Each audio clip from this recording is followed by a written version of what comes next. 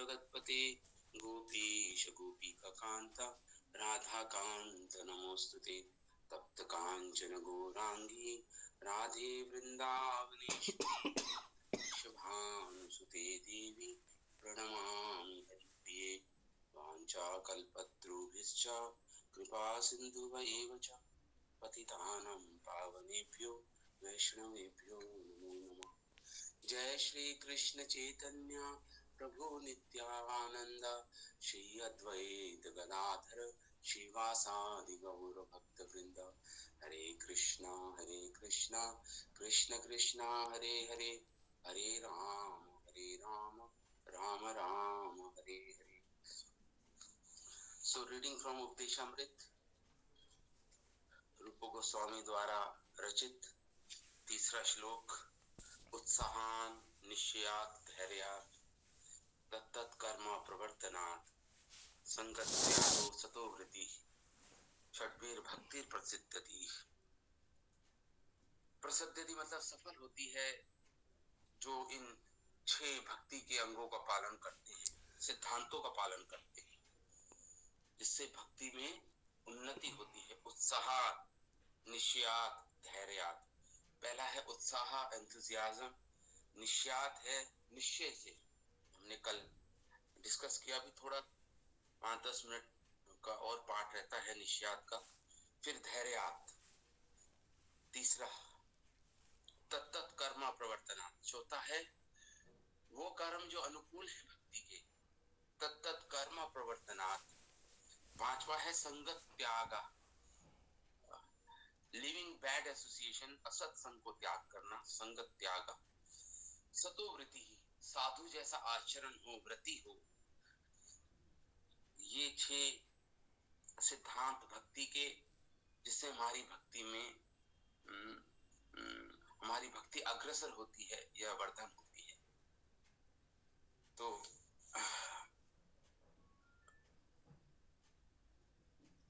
हमने कल निश्चय के बारे में पढ़ा कि अलग अलग भक्तों के भक्ति मार्ग में अलग अलग निश्चय होते हैं, और अपना ऐसा नहीं है कि कोई निश्चय गलत है, अपने अपने लेवल के सभी ही निश्चय हैं।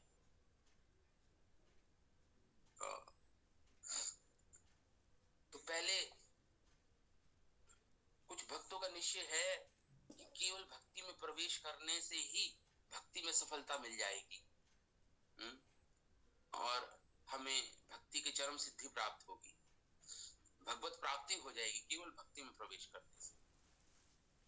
और उसने ये सुना कि एक वैष्णव वो है जो दूसरों को वैष्णव बनाए, मापदंड वो है उसकी वैष्णवता का।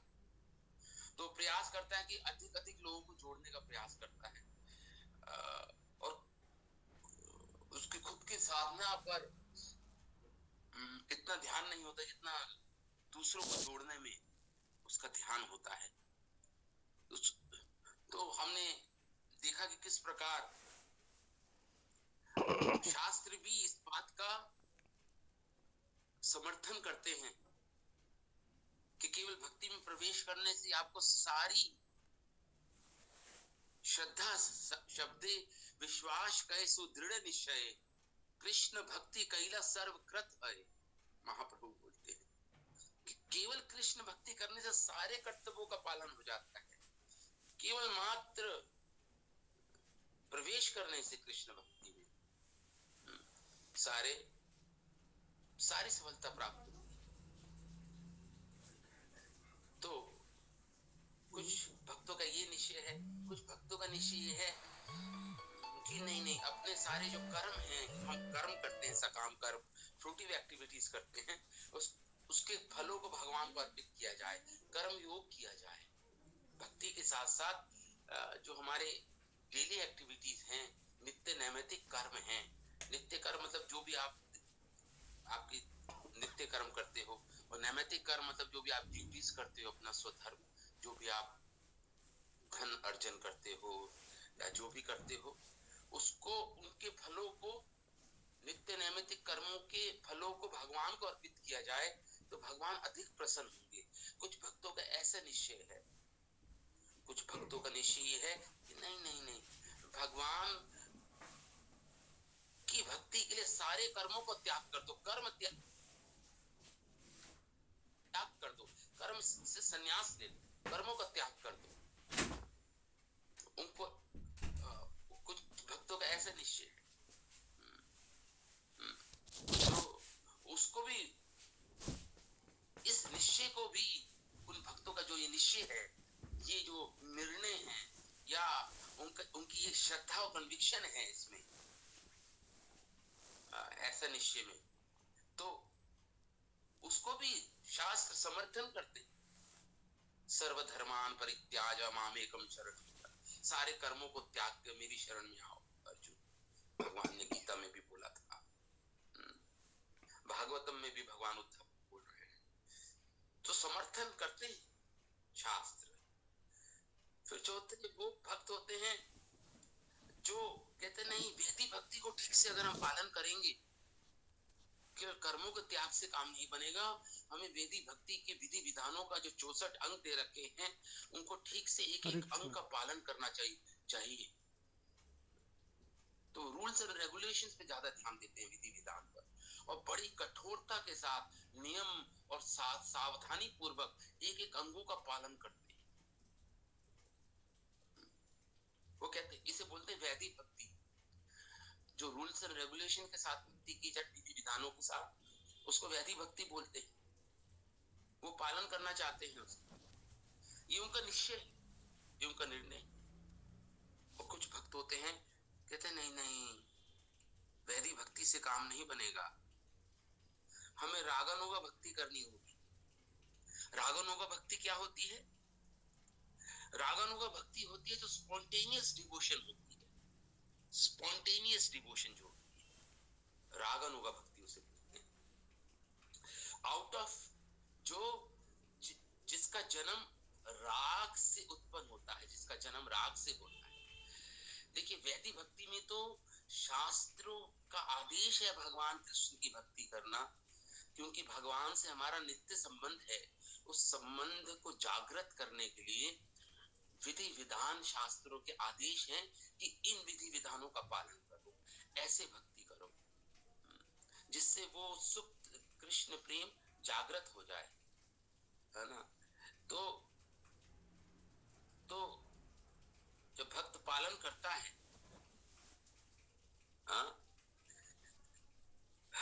तो लेकिन जो ये रागानुगा भक्ति होती है, ये स्वाभाविक, सहज, स्वतः आपका भाव है भगवान की ओर, आपके विचार, आपकी क्रियाएं स्वतः भगवान की ओर जाती हैं।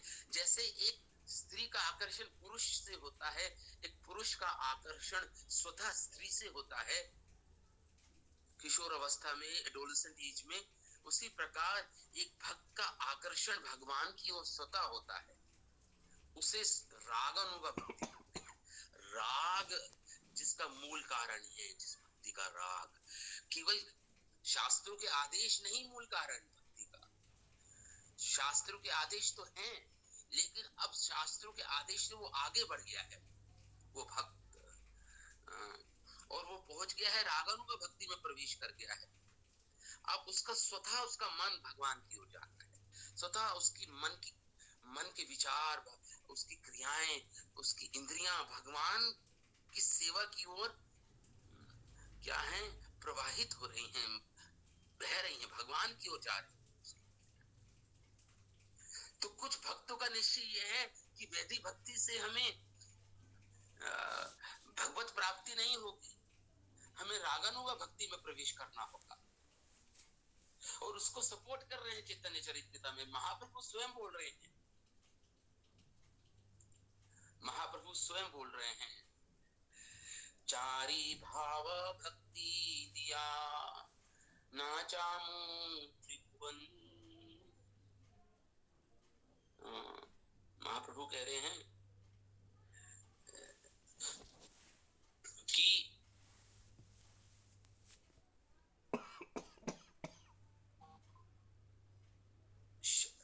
महाप्रभु कह रहे हैं कि वैदिक भक्ति से काम नहीं बनेगा, वैदिक भक्ति से हम भगवान, हम ब्रजेंद्र नंदन कृष्ण को प्राप्त नहीं कर पाएंगे।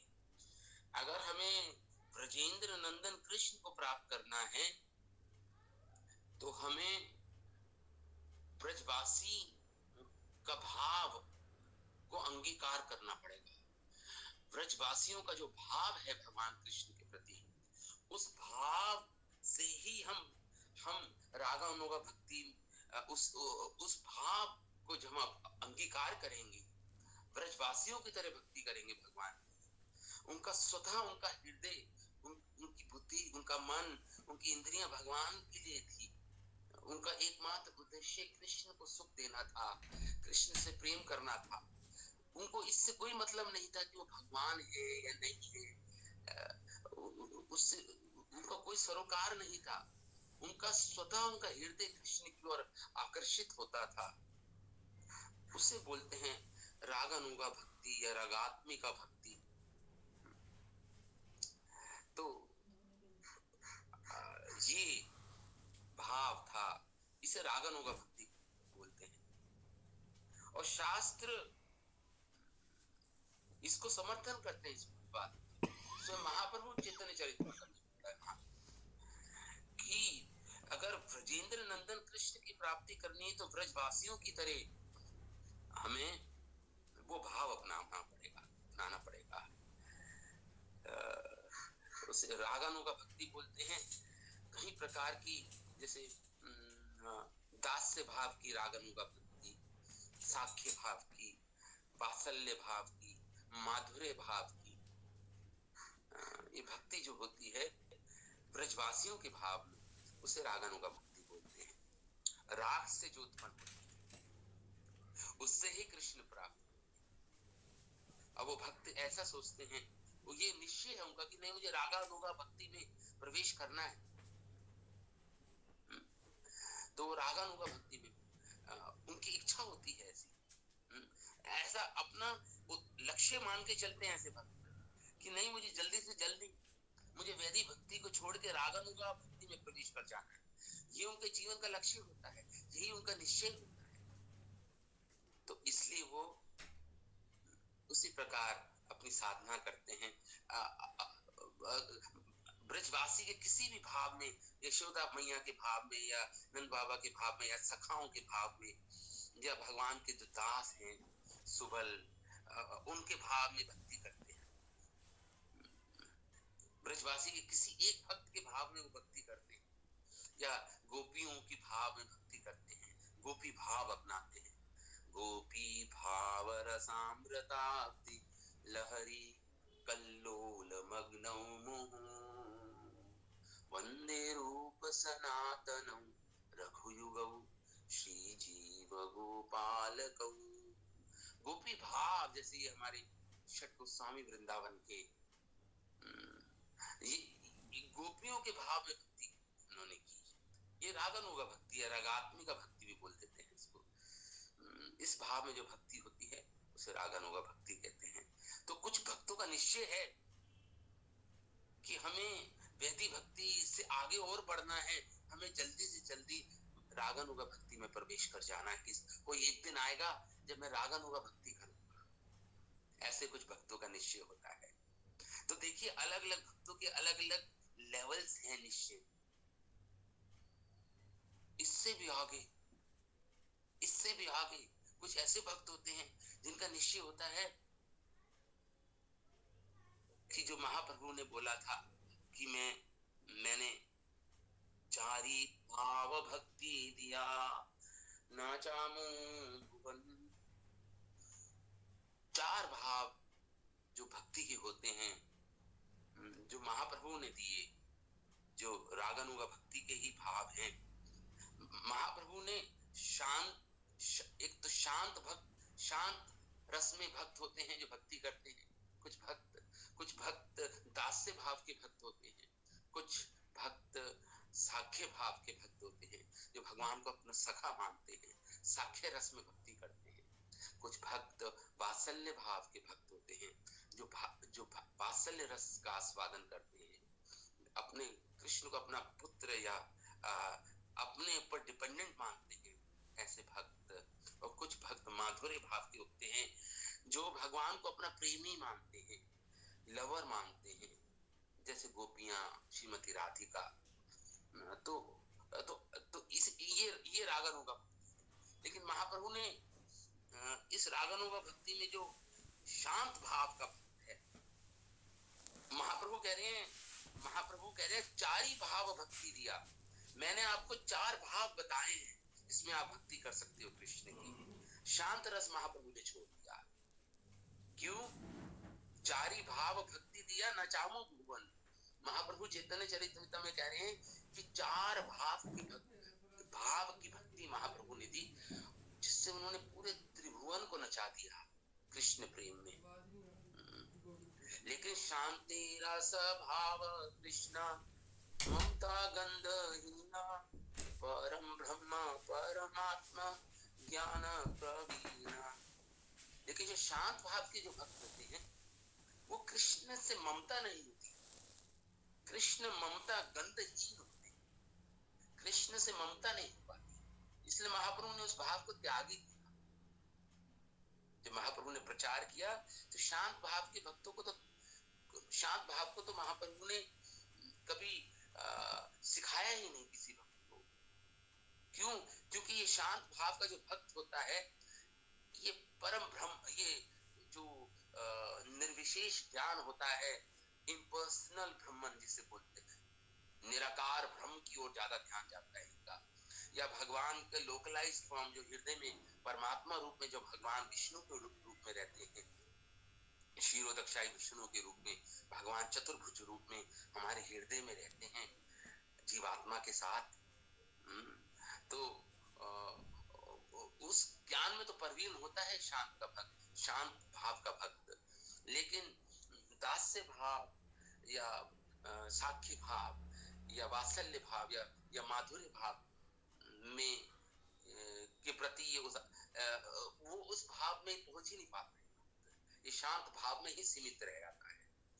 और निराकार परब्रह्म परमात्मा जो हृदय में बैठे हैं, उन पे इसका उस भगवान की उस फीचर का, उस ब्रह्मेति परमात्मेति भगवान इति शब्द भी, भगवान को तीन रूपों में जाना जा सकता है। निराकार ब्रह्म के रूप में भगवान को कुछ भक्त समझते हैं जो शांत भाव के भक्त होते हैं। परमात्मेति जो योगी जन होते हैं, जो अष्टांग योगी, जो योग का मार्ग अपनाते हैं, वो भगवान, उनका लक्ष्य होता है कि भगवान को हृदय में देखे, परमात्मा के दर्शन करे हृदय में विष्णु रूप में।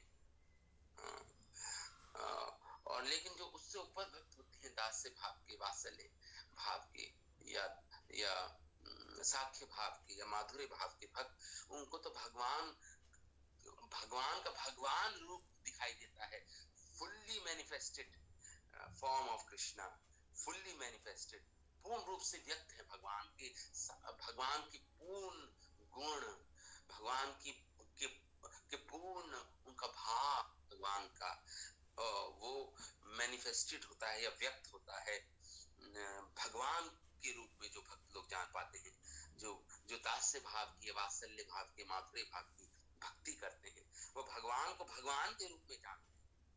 योगी जन भगवान को परमात्मा रूप में समझ पाते हैं, और जो शांत भाव के भक्त हैं, वो भगवान को निराकार ब्रह्म के रूप में ही समझ पाते हैं, उसके ही दर्शन कर पाते हैं। ये कुछ भक्तों का निश्चय होता है कि हमें रागानुगा भक्ति में प्रवेश करना है, मतलब भगवान रियलाइजेशन चाहिए, वो संतुष्ट नहीं होते, तो ये भक्त होते हैं रागानुगा भक्ति में जो प्रवेश करना चाहते हैं, ऐसे भक्त होते हैं। अब कुछ भक्त होते हैं जो इससे भी हाईएस्ट, रागानुगा भक्ति से भी ये लास्ट है हमारा, ऐसे निश्चय होता है कुछ भक्तों का। हम निश्चय डिस्कस कर रहे हैं अभी, तो निश्चय क्या है उनका, निर्णय क्या है कि नहीं, केवल रागानुगा भक्ति नहीं, इससे भी हाईएस्ट।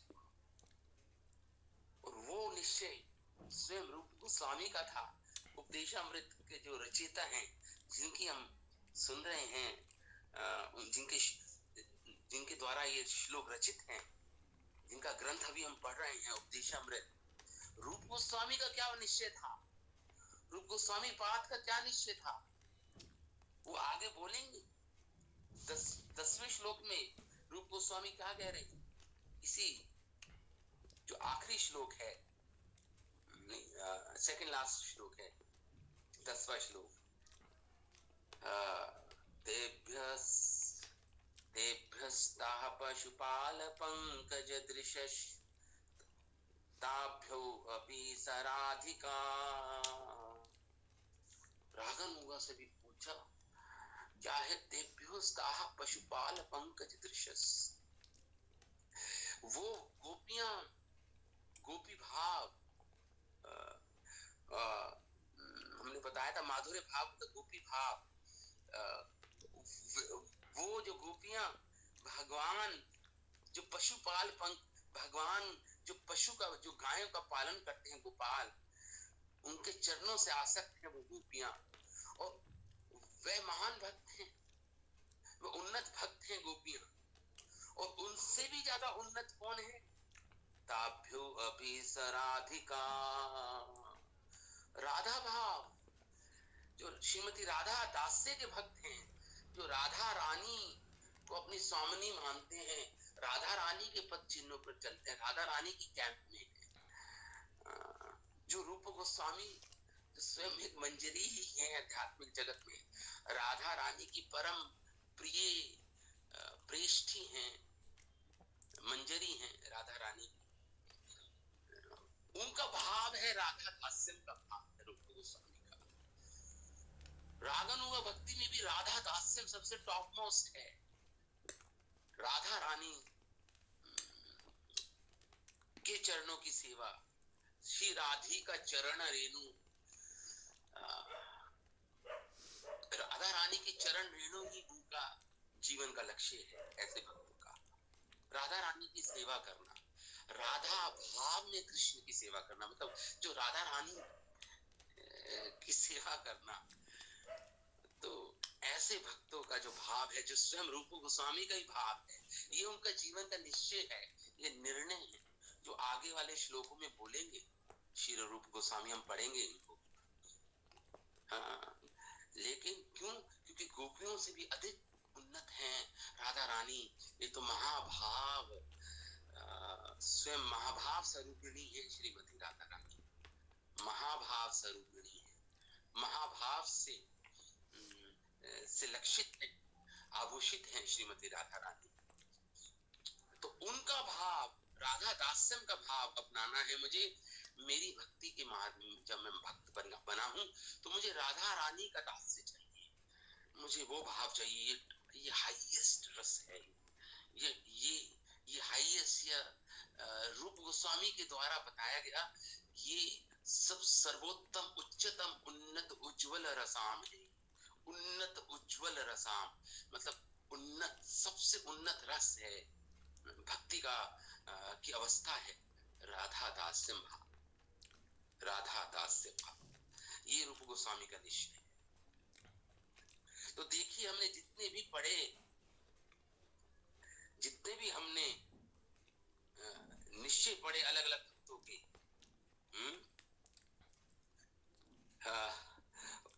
सारे निश्चय ठीक है, सारे ही निश्चय ठीक है, उन सबका समर्थन शास्त्र करते हैं। ऐसा नहीं कोई गलत है, कोई ये नहीं कह सकता कि तेरा निश्चय छोटा है मेरा बड़ा है, ऐसा नहीं है। भगवान सारे निश्चय को स्वीकार करते हैं और उनका शास्त्र समर्थन भी करते हैं, सपोर्ट भी करते हैं, वो शास्त्रों पर ही आधारित है। जो भक्तों का निर्णय होता है, जो निश्चय है, तो किसी भक्त के निश्चय को हमें उसको नीचा नहीं दिखाना चाहिए, नीचे नहीं दिखाना चाहिए कि तू तो वैदिक भक्ति का पालन करता, देखो मैं तो रागनुगा भक्ति है मेरे जीवन का लक्ष्य, तो तेरा जीवन का लक्ष्य तो केवल वैदिक भक्ति। अभी उसको उसी निश्चय में रहने दीजिए, उसको डिस्टर्ब मत कीजिए आप, उसके निश्चय को, उसके निश्चय को में उसको निरुत्साहित मत कीजिए आप, क्योंकि समय आने पर वो जब उन्नति करेगा तो उसका निश्चय भी और ऊंचा हो जाएगा। ये अलग अलग प्रकार के निश्चय हैं, इसे भक्ति निश्चय बोलते हैं। इसलिए जो दूसरा जो हमारा टॉपिक था निश्चयात, तो इसलिए ऐसा नहीं कि कि आप हम तो देखो 64 माला करते हैं, आप 16 ही माला करते हैं। अरे उस भक्त का निश्चय है कि 16 उसको उसको भक्ति के दूसरे अंग और ज्यादा अच्छे लगते हैं। जब 16 करता है, 64 नहीं करना चाहता, वो भक्ति के दूसरे अंगों को पालन करना चाहता है। आप हरिदास ठाकुर बनना चाहते हैं तो आप 190 माला कीजिए, आप कीजिए, ये आपका निश्चय, आपका निश्चय है। तो इसलिए हरिदास ठाकुर का क्या निश्चय था कि वो जो 192 माला रोज करते थे हरिदास ठाकुर, उनका जीवन का लक्ष्य नहीं, वो नामाचार्य थे, वो विग्रहों की सेवा नहीं करते थे, वो दूसरे अंगों का पालन, दूसरे जो ना करके वो जब पे उनका अलग, वो उनका निश्चय था जीवन का, श्रील हरिदास ठाकुर का। तो इसलिए सारे जो निश्चय हैं डिफरेंट लेवल्स हैं, भिन्न भिन्न स्तर हैं भक्तों के, उनको अपने स्तर पे भक्ति करने दीजिए। ये वो उनके जीवन का निश्चय है, वो उनका निर्णय है, वो उनकी कन्विक्शन है, वो उनका श्रद्धा है उन पर। तो धीरे धीरे उनको भी भगवत प्राप्ति हो जाएगी। तो इसलिए ये हमारा जो दूसरा टॉपिक था निश्चय, निश्चय का ये हमारा पूर्ण हुआ। अब आप समझ गए निश्चय किसे बोलते हैं। और आज हम अब शुरू करेंगे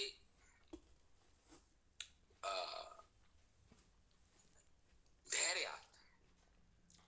तीसरा हमारा जो भक्ति का सिद्धांत है जिसे हमें पालन करना है, पहला तो था उत्साही बने रहना, जिसे हमने डिस्कस किया। दूसरा है निश्चय के साथ प्रयास करना, जो भी आपका निश्चय है उसके साथ प्रयास कीजिए भगवत प्राप्ति करने का। और तीसरा है धैर्यवान, धैर्यवान बनना। तीसरा है धैर्यवान बनना। तो इसलिए उसको एक्सप्लेन करते हैं। धैर्य का क्या अर्थ है? धैर्य का अर्थ हमारे धैर्य धीरस्य भावा, धैर्य का अर्थ है धीरस्य भावा। धैर्य आता है ना तीसरा भक्ति का सिद्धांत, जिससे हमारी भक्ति अग्रसर होती है। धैर्य, धैर्य धीरस्य भावा, जिसका भाव धैर्यनेस, जिसे बोलते हैं परसीवियरेंस, परसीवियरेंस। ये मूड है एक भक्त का, ये भाव है उसका। ही धैर्य केवल एक भाव है उसका, एक भक्त का। धैर्य, धैर्यम, धैर्य और या शब्द से बना है धैर्यम, जिसका अर्थ है धैर्य रखना, परसीवियरेंस या पेशेंस, धैर्यवान बनना। ये धैर्यवान, धैर्य धारण करना, ये उस भक्त का भाव है, ही उस भक्त का भाव है। ही अब देखिए राधा रमन गोस्वामी धैर्य को कैसे डिफाइन करते हैं, परिभाषित करते हैं। धैर्य क्या है? धैर्य को बताते हैं स्वाभिष्ट विलंबे अपनी,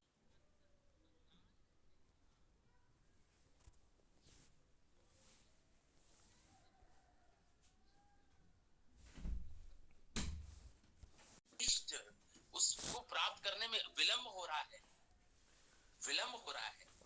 मतलब कृष्ण प्रेम को, कृष्ण भक्ति को, कृष्ण प्रेम को प्राप्त करने में अगर विलंब हो रहा है, वो बड़े निष्ठा पूर्वक भक्ति के अंगों का पालन करता है, लेकिन फिर भी विलंब हो रहा है। जो उसके जीवन का लक्ष्य है, उस भक्त के जीवन का लक्ष्य कृष्ण प्राप्ति है, कृष्ण प्रेम है, अगर उसमें विलंब हो रहा है तो उसको शैथल्य नहीं होना चाहिए, निरुत्साहित नहीं होना चाहिए, उसको स्लैकन नहीं होना चाहिए।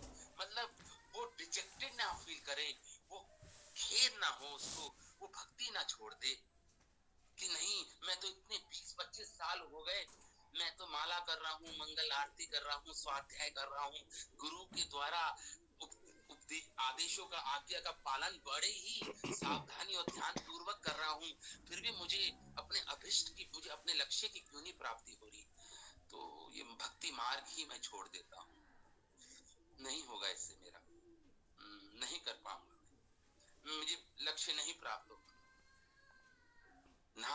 धैर्यात का अर्थ है स्वाभिष्ट विलंबे, अगर उसका अभिष्ट विलंब हो रहा है, देरी से वो अभी अभी अभी सफलता नहीं मिल पा रही है, शीघ्र अतिशीघ्र विलंब हो रहा है सफलता मिलने में, अभी तत् अंगान शैल्यात, फिर भी भक्ति के अंगों को बड़े ध्यान पूर्वक पालन करता रहे, बड़े ही ध्यान पूर्वक उत्साह के साथ पालन करता रहे भक्ति के अंगों का,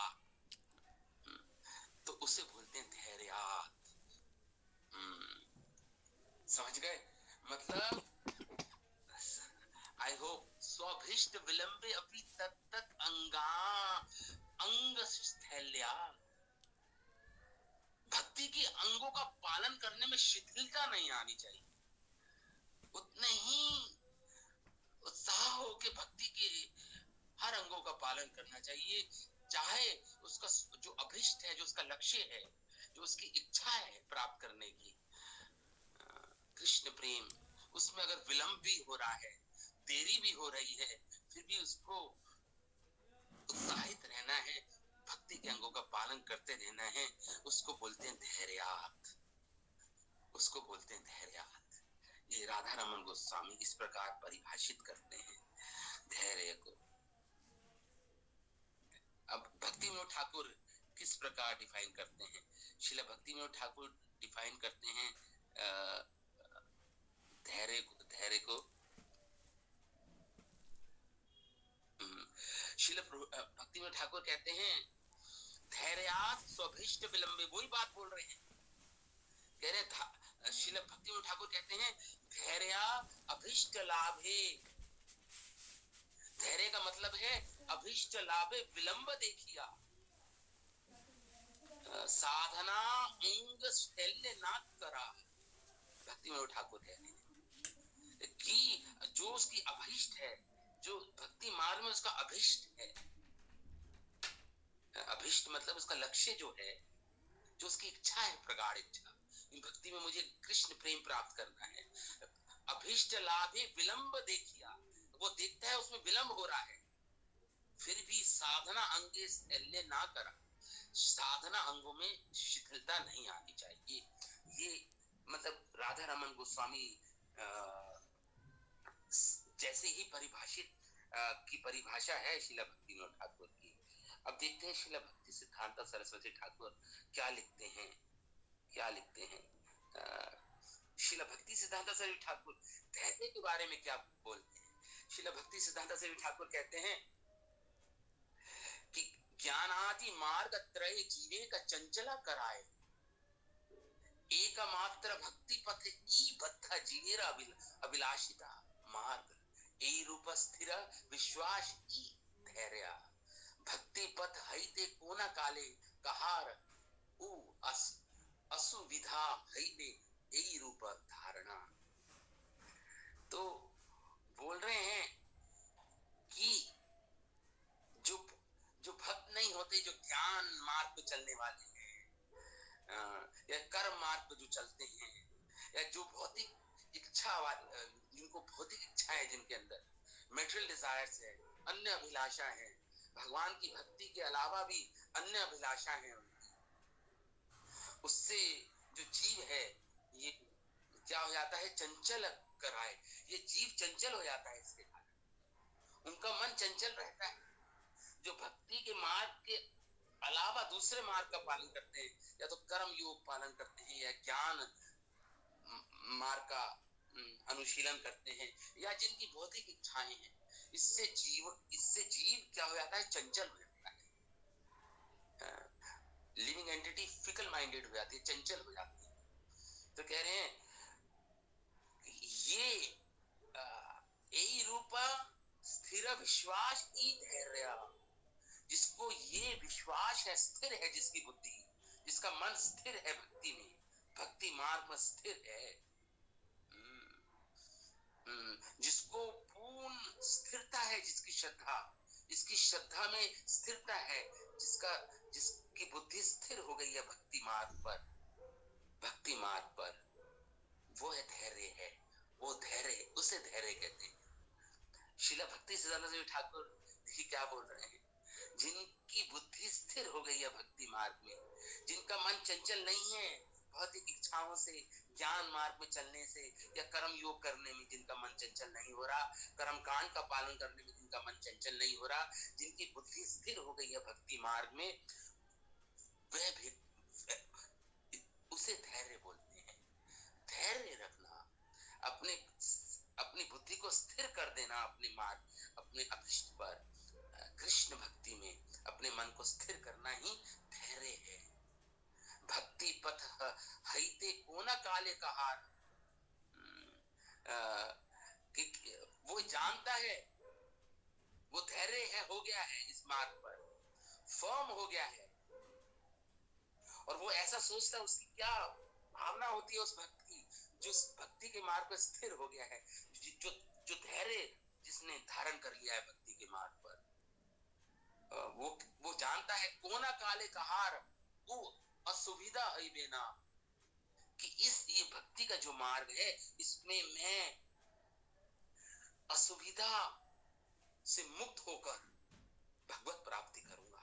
यही रूप धारणा, ये उसकी धारणा है कि भक्ति के पथ पर मैं चलकर असुविधा नहीं होगी मुझे भक्ति के मार्ग पर चलने में। ये उसका धैर्य है कि भक्ति के मार्ग पर चल के मैं बिना किसी असुविधा के कृष्ण प्राप्ति कर लूंगा। ये रूप भक्ति सिद्धांत सरस्वती ठाकुर इस प्रकार बोल रहे हैं। और एक श्लोक कोट कर रहे हैं श्रीमद् भागवतम का 10वें स्कंद का, ये अन्य अरविंदाक्ष विमुक्त मान, जो वो भक्त जानता है कि ये अन्य अरविंदाक्ष विमुक्त मानस त्वयि असत भाव अभिशुद्ध बुद्ध है, आरु अक्रच्छेन परम पदम तथा पठन्ति अधो नाग्रत युष्मदंग्रहे। ये ब्रह्मा जी ने बोला था, 10वें स्कंद का श्लोक है श्रीमद् भागवतम का। ब्रह्मा जी कहते हैं, हे प्रभु, हे कृष्ण, जो ज्ञान में बढ़ चढ़ जाते हैं, योग साधना में बढ़ चढ़ जाते हैं, लेकिन आपके चरणों का अनादर करते हैं वो, तो उनका पुनः पतन हो जाता है भौतिक संसार में, पुनः भौतिक संसार के आवागमन में फंस जाते हैं। बहुत उच्च आध्यात्मिक अवस्था में पहुंचकर भी पुनः पतन हो जाता है उनका, ऐसे ज्ञानी और योगियों का। क्यों? युष्मद अंग्रही, आपके चरणों के प्रति अनादर के कारण, उसके कारण वो लोग गिर जाते हैं भौतिक संसार में। डिसरिस्पेक्ट विष्णु, इसलिए, और वो जानते तथा नाते माधवा, और वो ये श्लोक जानते हैं श्रीमद् भागवतम का कि हे माधव, जो भगवान की भक्ति के मार्ग पर दोनों आंखों को बंद करके भी चलता है, वह उसका पतन नहीं होता, उस भक्त का पतन नहीं होता। अगर वो दोनों आंखें बंद करके भी दौड़े भक्ति के मार्ग पर, तो क्योंकि भगवान उसको सहारा देते हैं, उसका पतन नहीं होता। कि वो ये बात भी जानता है, और वो ये बात भी जानता है कि बड़ी उच्च अवस्था तक पहुंच के भी जो अभक्त होते हैं उनका पतन हो जाता है भगवान के चरणों का अनादर करने से के कारण। इस बात को जानने के कारण वो धैर्य हो गया है, वो धैर्यवान व्यक्ति हो गया है कि नहीं, ये जो मार्ग है भक्ति का, इसमें मैं बिना किसी असुविधा के भगवत प्राप्ति कर लूंगा। तो इस बात को श्रील भक्ति सिद्धांत सरस्वती ठाकुर धैर्य को ऐसे परिभाषित कर रहे हैं। और क्या कह रहे हैं? खंड खंड हया देह याए यदि प्राण तबु आमी वदनना छाड़ी हरिना। चैतन्य भागवत में आता है, हरिदास ठाकुर को मार्केट प्लेस में, बाजार में सरेआम चाबुक लगाए गए कि तुम मुस्लिम परिवार में तुम्हारा जन्म हुआ है, तुम हरे कृष्ण महामंत्र कहना बंद करो, ये सनातन धर्म ही, ये हिंदू धर्म को मत अपनाओ। तो उनको चाबुक मारे गए। फिर भी हरिदास ठाकुर क्या बोले, खंडे खंडे हया दे, इस देह को खंड खंड कर दो तुम लोग। यया यदि प्राण, जब तक इस देह में प्राण रहेंगे, तबु आमी वदने ना छाड़ी, फिर भी मैं हरिनाम को नहीं छोड़ूंगा।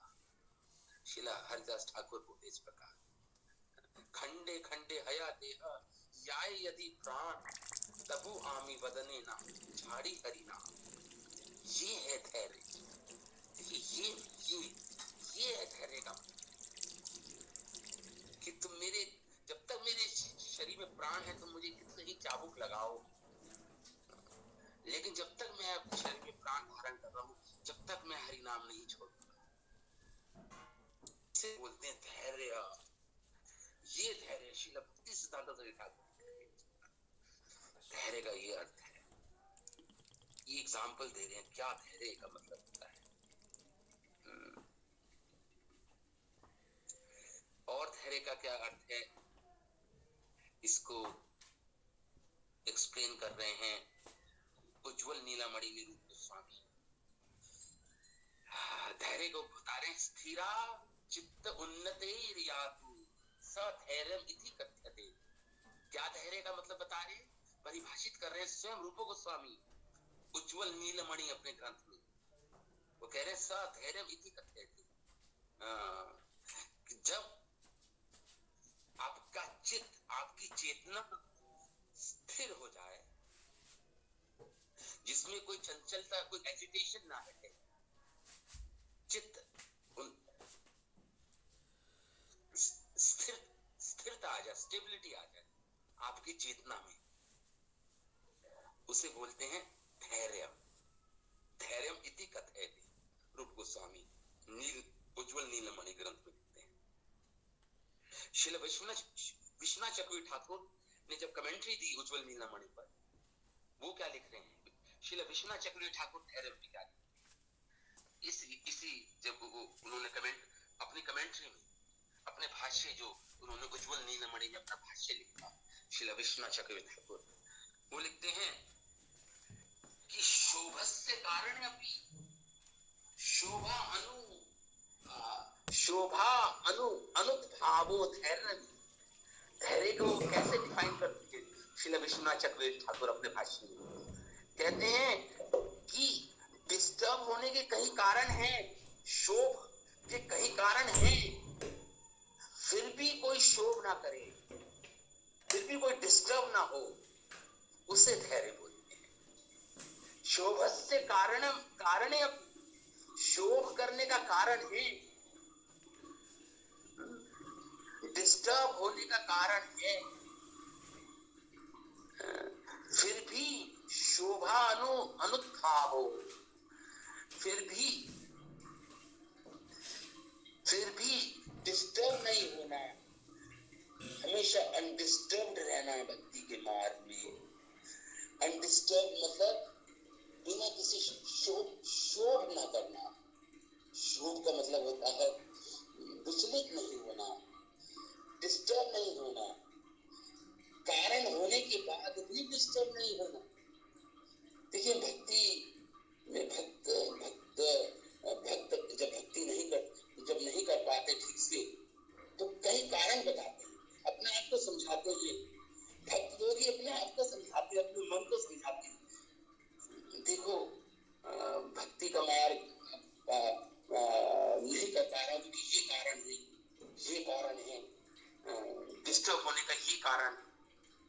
लेकिन विश्वनाथ ठाकुर कह रहे हैं कारण होने के बाद भी अगर भक्त शोभित नहीं होता, डिस्टर्ब नहीं होता भक्ति के मार्ग में, उसको धैर्य बोलते हैं। वो धैर्यवान व्यक्ति है जो डिस्टर्ब होने का कारण है फिर भी डिस्टर्ब नहीं होता, उसे धैर्य बोलते हैं। श्रील विश्वनाथ ठाकुर इस प्रकार परिभाषित कर रहे हैं।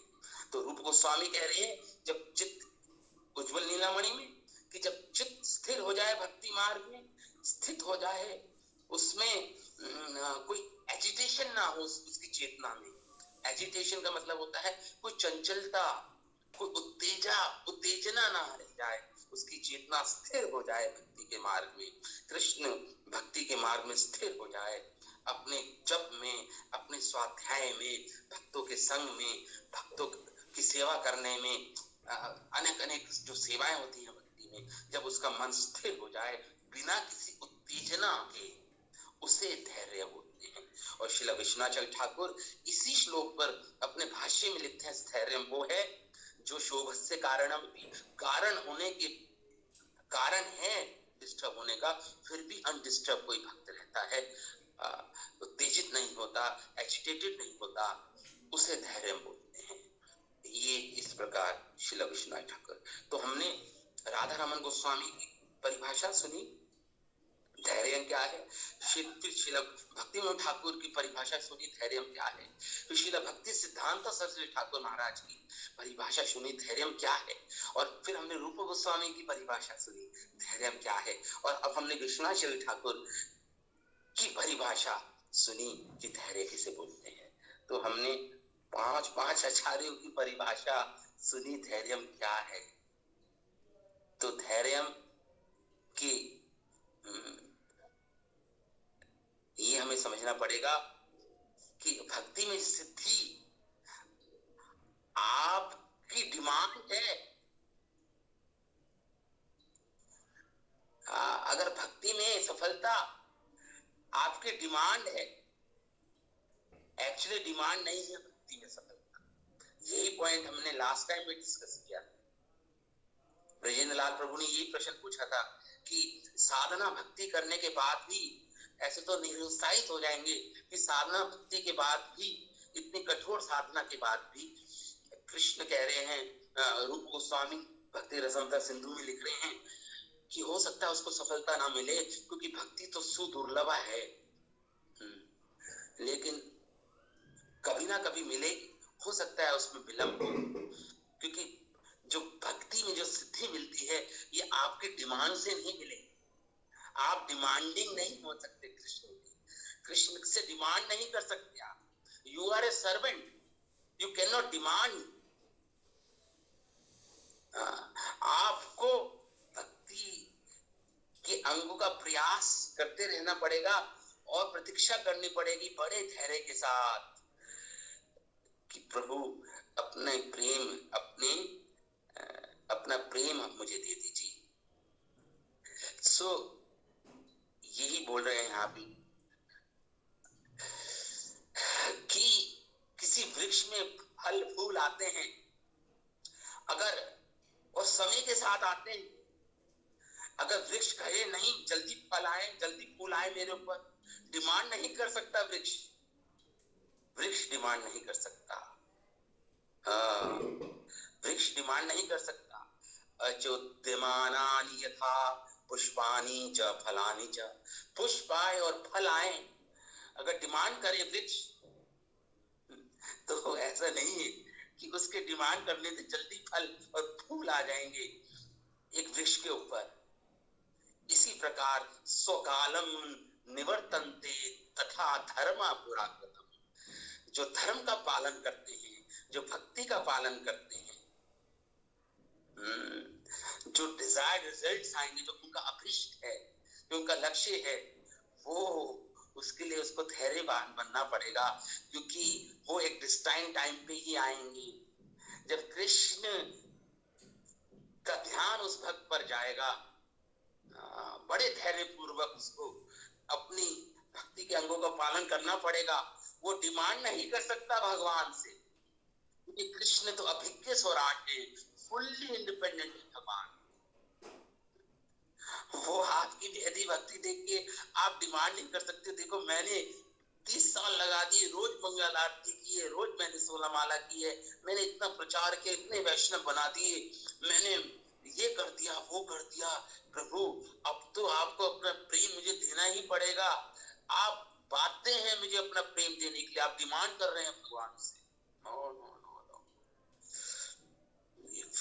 जिस प्रकार फल एक वृक्ष के ऊपर एक वृक्ष डिमांड नहीं कर सकता कि मेरे ऊपर जल्दी फल आए, फूल आए।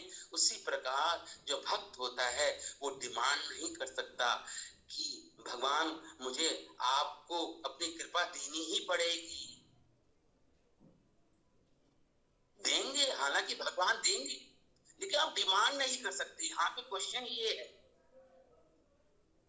क्वेश्चन ये है, यहाँ पे चर्चा ये है कि डिमांड नहीं कर सकते आप, ये यहाँ पे धैर्य है।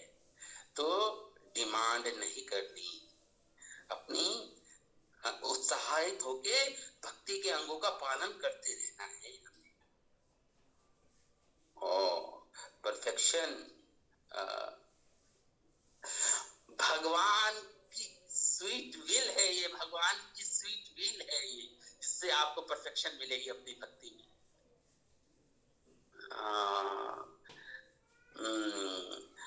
उपनिषदों में आता है, कठोपनिषद में भगवान कह रहे हैं, कठोपनिषद में श्लोक ही है, भगवान जब चाहेंगे जब आपको अपना प्रेम देंगे।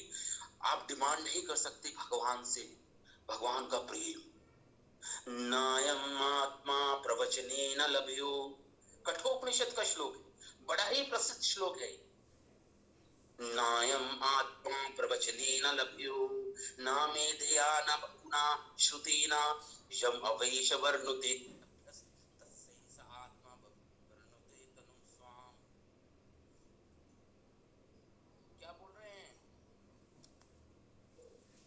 क्या बोल रहे हैं यहाँ पे? हरे कृष्णा।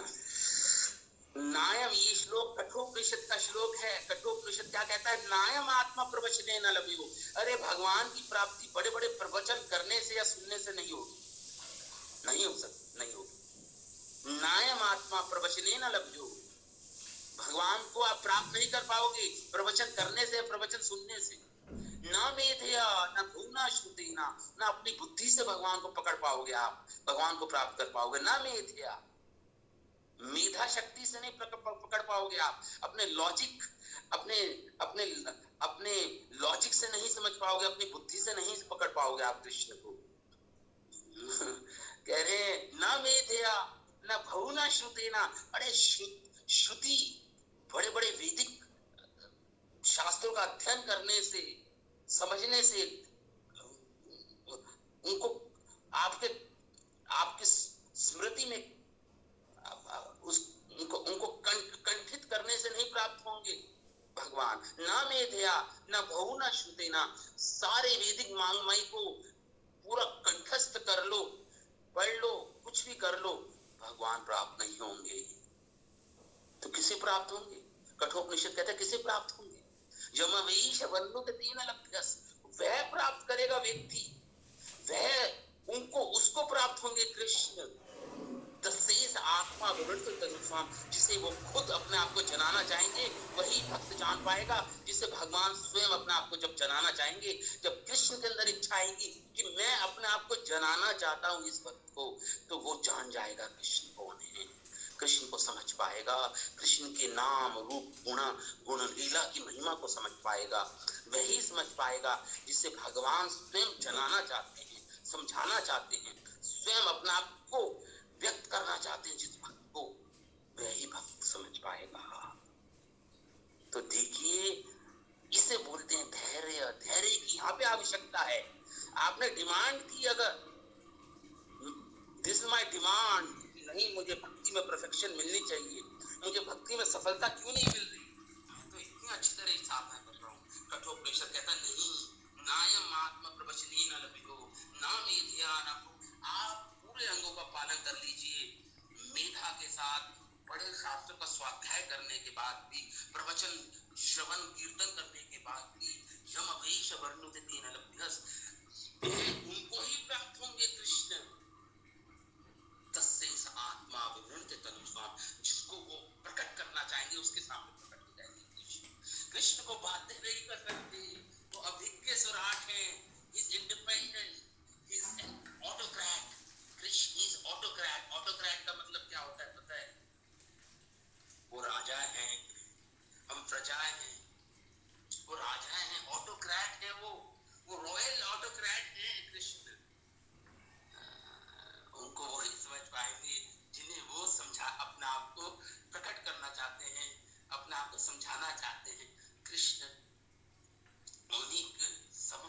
आपको प्रस्तुत कर देंगे, हाँ, उनको रिवील कर देंगे।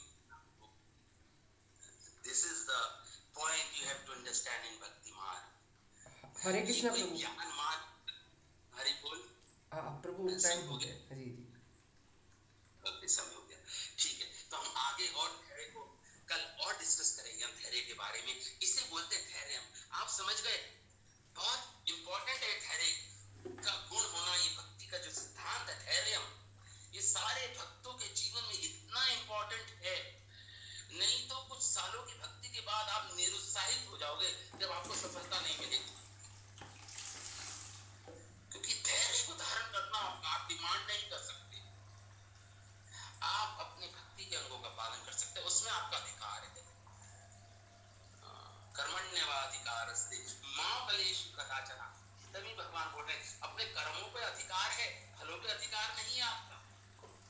आपको नहीं फलों फलों फल तो डिपेंड करेंगे मैं कैसे कर्म करूंगा। मैं अच्छे कर्म करूंगा तो फल आएगा ही आएगा। नो नो, भगवान कह रहे नो मां फलेषु कदाचन, कभी भी नहीं, कदाचन। फलों पे अधिकार नहीं है, कर्मों पे अधिकार है। आप ये डिमांड नहीं कर सकते मैंने कर्म किया तो मुझे फल मिलना ही पड़ेगा, ही भगवान आपको देना ही होगा मुझे कर्मों के जो रिजल्ट है मुझे, कि मैंने किया है कर्म। भगवान कहते नो, कर्मण्य भी कर्मण्य भी कारस, अधिकार है कर्म करने में। मां फलेषु कदाचन, फल पे कभी अधिकार नहीं। मां कर्म फल हेतु, अपने आप को अपने कर्मों के फल का कारण मानना मान। भगवान ये भी बोलते हैं। और कभी कर्मणि, और कभी ऐसा मत कहो कि मैं कर्मों को ही त्याग देता हूँ, जब फल ही मेरे हाथ में नहीं है तो मैं कर्म ही नहीं करूंगा। भगवान ने कहा नहीं, कर्म करना है तुम्हें साथ साथ, लेकिन फल मेरे हाथ में है।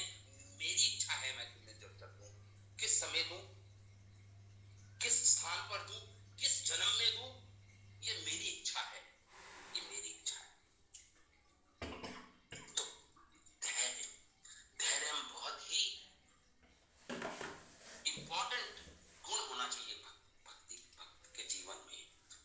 धैर्य का अर्थ ये नहीं कि हम शिथिल हो जाएं, विलंब हो रहा है अभिष्ट प्राप्त करने में तो शिथिलता नहीं आनी चाहिए भक्ति के अंगों का पालन करने में। तो इसके साथ हम और कल धैर्य को डिस्कस करेंगे। अभी हम यहीं पे विराम देते हैं कथा को। श्री रूप गोस्वामी पाद की जय, उपदेशामृत ग्रंथ की जय, श्री प्रभुपाद की जय, उपस्थित सभी वैष्णवों की जय। जय।